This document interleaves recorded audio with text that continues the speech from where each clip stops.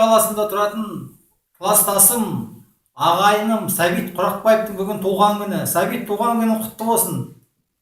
Өмірдегі барлық жақсылық тілеймін. Сен қолдан келгенше бір інің келген екен Душай, Өзбекстаннан. Бір өлең айтып береміз, Сәбит.